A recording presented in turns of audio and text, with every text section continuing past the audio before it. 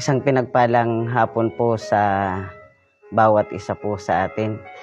Ayan, welcome po sa inyong lahat, sa mga nakikinig ng live po na ito. Ayan po, bago tayo mag-start sa ating Bible study, hiniling ko po ang bawat isa na yumuko at samahan po akong manalangin sa hapong ito. Sige po, pray po tayo.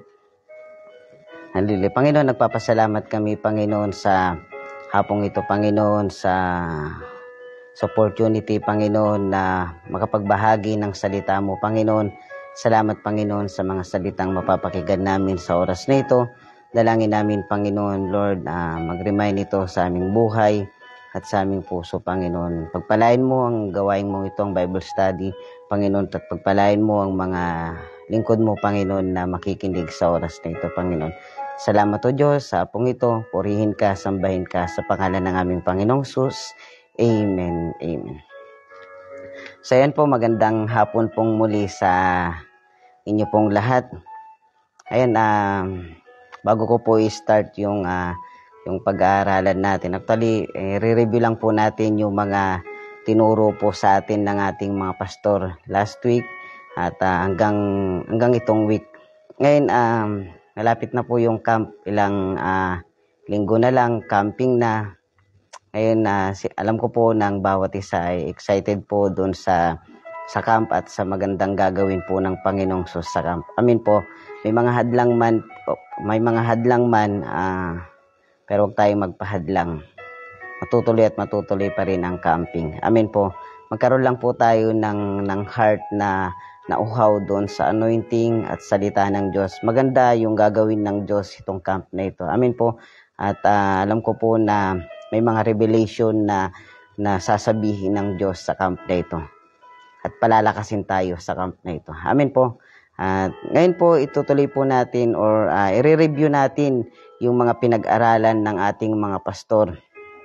Ayan. Alam ko po na marami na tayong natutunan. Alam ko po marami na tayong na nalaman patungkol doon sa mga bagay na itinuro sa atin ng ating mga pastor. Maging aral po ito. Ngayon ang pinag-aaralan po natin yung layunin ni Kristo sa krus. Ngayon nalaman natin kung ano yung layunin ni Kristo.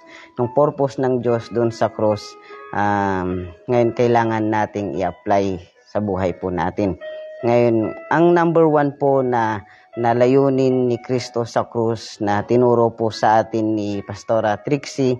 Alam ko po na marami na tayong natutunan at sa napakinggan natin ay alam ko po na blessed tayo sa mga itinuro ng ating mga pastor. Amen po. Yung number one po na tinuro ni Pastora Trixie, yung salvation. Ngayon, sabi po niya, ang salvation ay ito ay regalo ng Diyos sa atin. Amen po, totoo naman po. Kumbaga, gift ito sa atin ng Diyos na lahat ng tao ay pwedeng maligtas. Pero syempre, ang kailangan natin, magkaroon ng pananampalataya sa Kanya. Ayaw ni Lord na mapahamak tayo. Kaya nga siya namatay sa krus para para iligtas tayo. Para ilayo niya tayo doon sa kapahamakan. Pero ang isang bagay na gusto ng Panginoong Sus, siyempre magtiwala tayo sa Kanya at maniwala sa Kanya. Amin po. Gusto ng Panginoong Sus na maligtas tayo. Gusto ng Panginoong Sus na mailayo tayo doon sa kapahamakan.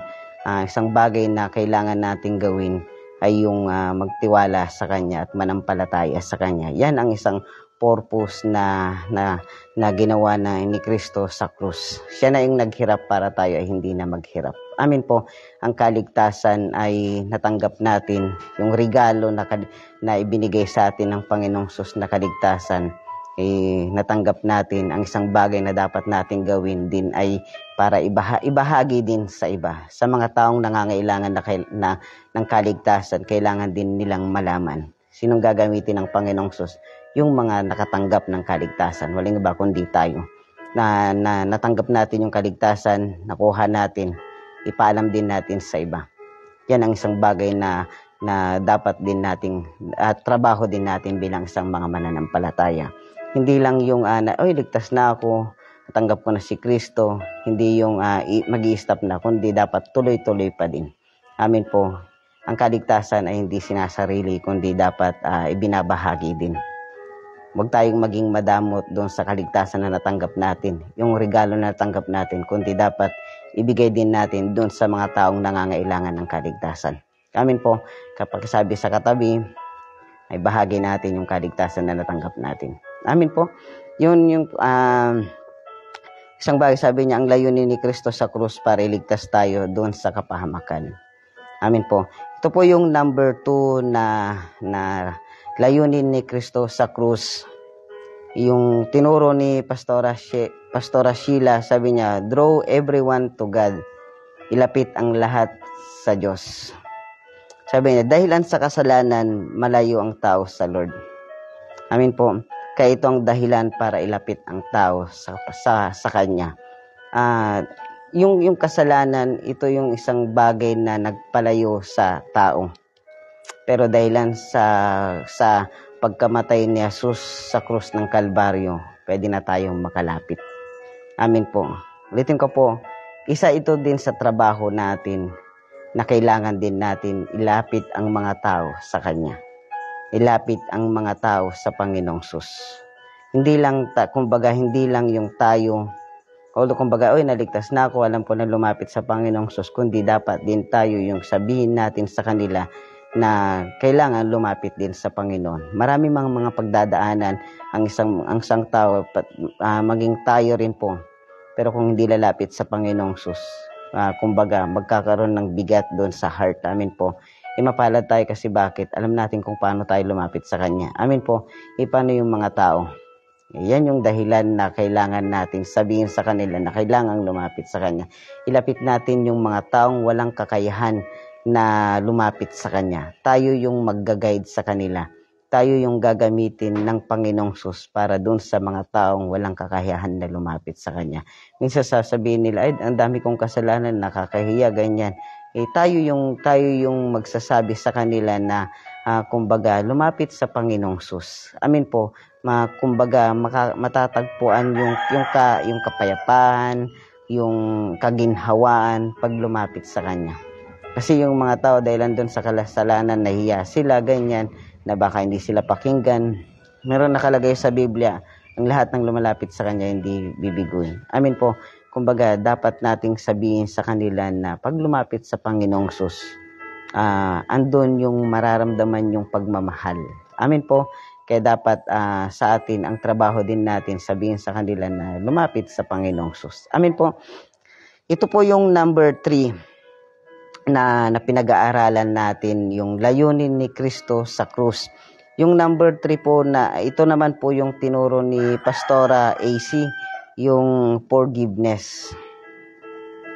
Kailangan natin ng kapatawaran para mapalapit tayo sa Lord. Totoo po yun. Ang sinabi ni Pastora AC na pag nakagawa ka ng kasalanan dun sa kapwa mo, gagawin mo lahat para makuha mo yung kapatawaran. Amin po, pag nagkamali ka dun sa kapwa mo, gagawin mo lahat para lang mapatawad ka niya. Amin po. Minsan sa atin, kumbaga, bilang tayong mga tao, makakagawa tayo ng mali.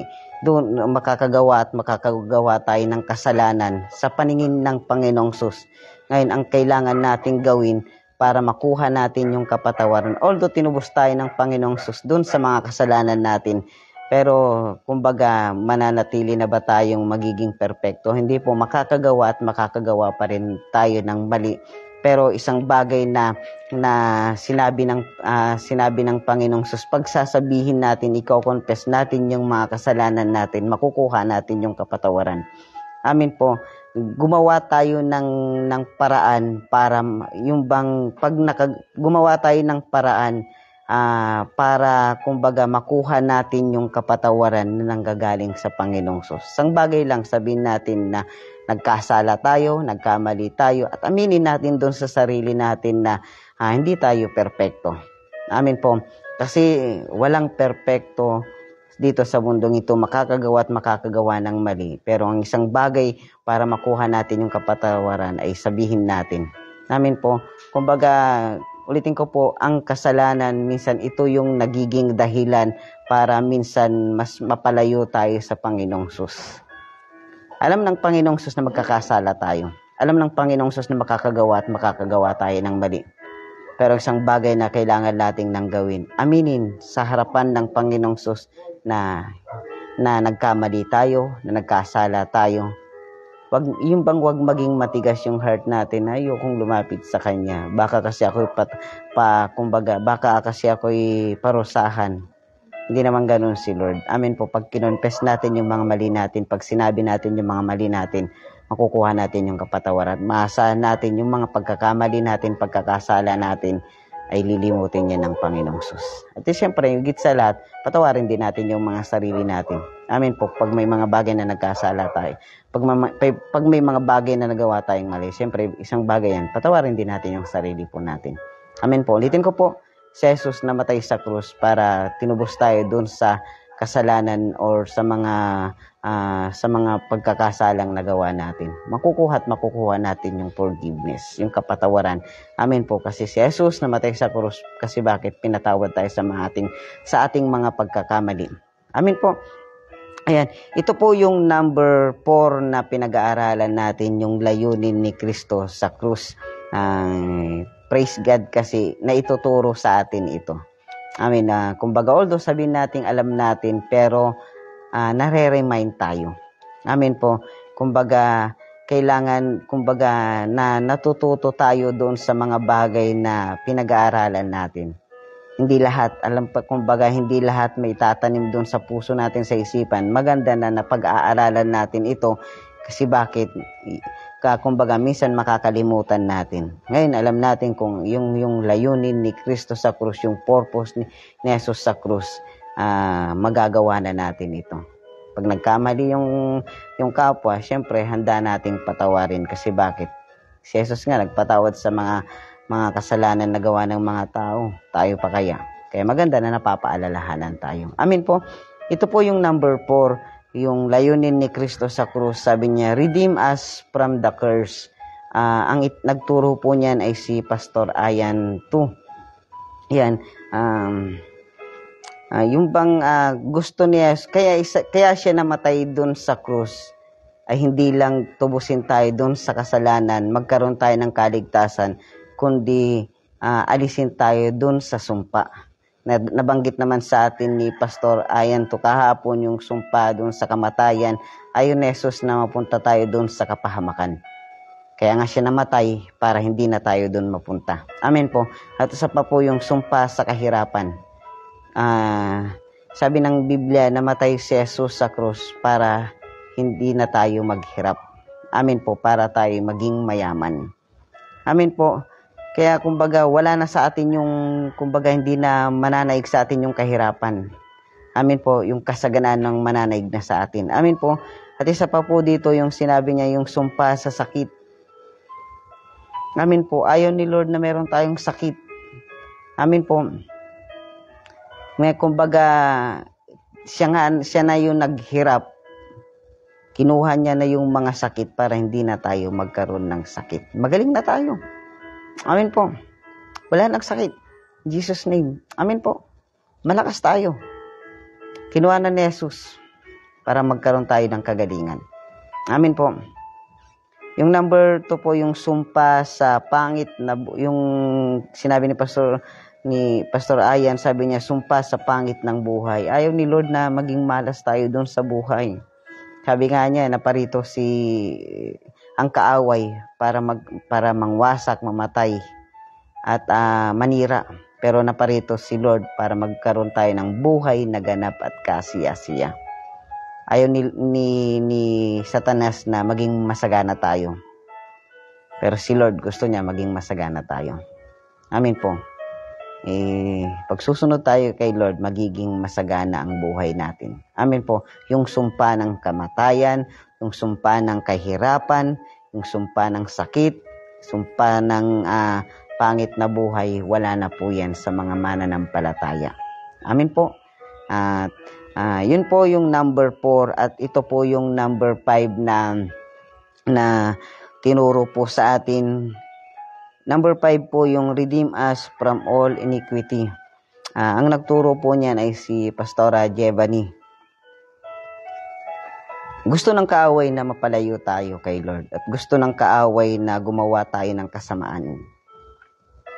Natutuwa ang kaaway pag gumagawa tayo ng kasamaan ng mga mali. Natutuwa yan ang kaaway, pero ang Lord nasasaktan yan. Tinubos na tayo doon sa mga yung sa mga mali, sa mga kasamaan. Kailangan natin lumayo doon. Amen po. Kumbaga binigyan tayo ng wisdom na pag alam natin itong mali, masama ito, wag natin gawin. Tinubos tayo kasi magiging walang saysay yung pagkapako ni Jesus doon sa krus ng Kalbaryo kung mananatili tayo doon sa mali at mananatili tayo doon sa kasamaan. Kasi dahilan doon sa kasalanan, sabi ni Pastor Jebani kahapon, dahilan doon sa kasamaan, hindi naririnig ng Diyos yung mga panalangin natin. At hindi papakinggan talaga ng Panginoong Sus yung mga panalangin natin. Kumbaga, andun tayo sa mali. Dahil andun sa kasamaan, kasalanan, hindi papakinggan ng Diyos. Kaya kailangan natin, kung gusto nating mapakinggan ng Diyos yung mga panalangin natin, lumayo tayo. Gawin natin yung mabuti at karapat-dapat at kanais-nais sa paningin ng Diyos. Amen po. Ito po yung number 6 na itinuro po sa atin yung to receive healing. Ang nagturo po niyan ay si Pastora Joy. Sabi ni Pastora Joy, sabi niya, mayroon tayong karapatan. Sabi niya, mayroon tayong right na matanggap or makatanggap ng kagalingan.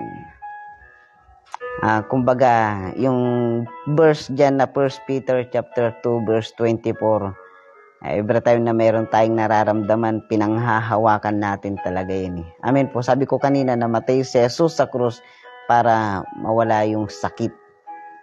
Amen po. Kaya magaling na tayo. Kaya yung sakit sa buhay natin, tinubos na yan ng Panginoong. Magaling tayo. Amen po. Wala na tayong sakit, malakas tayo. Hindi na yan mananaig sa atin kasi bakit namatay na si Jesus sa krus para magkaroon tayo ng kagalingan. Tanggap na natin yung kagalingan. Nakuha na natin. Yan yung isang regalo na natanggap natin. Amen po. Kaya namatay si Jesus sa krus kasi para magkaroon tayo ng kagalingan. Hindi yung kumbaga may nararamdaman. Pag may nararamdaman tayo, magaling na tayo. Amen po, magaling na tayo. Hindi na tayo yung bang mananatili sa sakit na yan. Amen po, rebuke natin. Meron tayong right, meron tayong karapatan na sabihin sa sakit na lumayas. Amen po, meron tayong karapatan. Kasi bakit? Namatay si Jesus sa krus para matanggap natin yung kagalingan. Amen po. Ito po yung number 7 na itinuro po sa atin ni Pastor Maya, yung layunin ni Kristo Jesus sa krus, yung to receive His promises. Marami dyan sa Biblia na punong-puno ng pangako ang Diyos. Amen po. Kung sabi nga ni Pastor Maya kahapon, sabi niya, kung mananatili ka sa Panginoon, makukuha mo yung promises ng Lord. Ano yun? Yung kaligtasan. Amen po. Yung kumbaga kung mayroon na sakit ganyan, makukuha. Pangako ni Jesus, sabi niya, magkakaroon tayo ng kagalingan. Ang pangako ni Jesus, malalayo tayo sa kasamaan. Ang pangako ni Jesus, mawawala yung sumpa sa buhay natin. At ang pangako ni Jesus, sabi niya, magkakaroon tayo ng kaligtasan. Manatili tayo sa Kanya. Pag dumating yung time ng pagod sa buhay natin, pag dumating yung time na, kumbaga, wala tayong financial, panghawakan natin ang promises ng Lord. Napakarami dyan. At ang pangako ng Panginoong Sus, pag sinabi niya, tutuparin niya. At hindi po nagbabago yung promises ni Lord. Noon, ngayon, magpakailanman, pangako ng Panginoong Sus ay napaka-epektibo at totoo. Amin po, hindi po nagsisinungaling ang mga pangako ng Diyos at ang salita ng Diyos. Kahit minsan alam niyo nagbago tayo, pero yung pangako ng Jesus, hindi po nagbabago pa din. Nananatili pa rin mabuhay, nananatili pa rin na, kumbaga, epektibo yung mga pangako ng Panginoong Sus. Amin po, isang bagay na para makuha natin yung pangako ng Panginoong Sus, manatili tayo sa Kanya para yung pangako ni Jesus mapapakinabangan natin habang tayo ay naglilingkod sa Kanya. Amin po. So, yun lamang po yung may babahagi ko po sa bawat isa. Napakaganda po nung layunin ni Jesus sa krus ng Kalbaryo. Amin po. Namatay siya sa krus para tayo tubusin. Namatay siya para sa atin. Isang bagay lang nang hinihingi ng Panginoong Sus, maglingkod din tayo sa Kanya. Amin po. Maglingkod tayo ng tapat. Buti nga hindi tayo yung pinako sa krus siya na, kasi bakit? Mahal niya tayo. Yung pag-ibig niya noon, ngayon, magpakailanman, mahal niya tayo. Siya na yung nag-sacrifice para sa atin. Ganun tayo ka-importante sa paningin ng Panginoong Sus. At pahalagahan din natin ang Panginoong Sus sa buhay po natin. Amin po. Kaya maraming salamat po at pagpalain po kayo ng Panginoong Sus. Manalangin po tayong lahat. Yuko po tayo at mag-pray po tayo. Nagpapasalamat kami, Panginoon, sa hapong ito. Salamat, Panginoon, dahil Lord, nalaman namin yung layunin mo sa krus ng Kalbaryo, Panginoon. Kay Lord, naghirap ka para kami maging mayaman, Panginoon, maging masagana, Panginoon. Salamat o Diyos, Panginoon, ang mga salita mo, ang mga pangako mo ay mananatili sa aming buhay, mananatili sa aming puso, Panginoon. Salamat, Panginoon, sa hapong ito. Pagpalain mo ang bawat isa, Panginoon. Sa ilang po namin ibinabalik. Pinakamataas na papurit pa sa salamat sa dakilang pangalan ng aming Panginoong Sus. Amen. Amen. Maraming salamat po sa inyong lahat at kita-kits po tayo sa nalalapit po na Believers Camp. Maging excited po tayong lahat. Amen po. God bless po at mag-iingat po kayong lahat.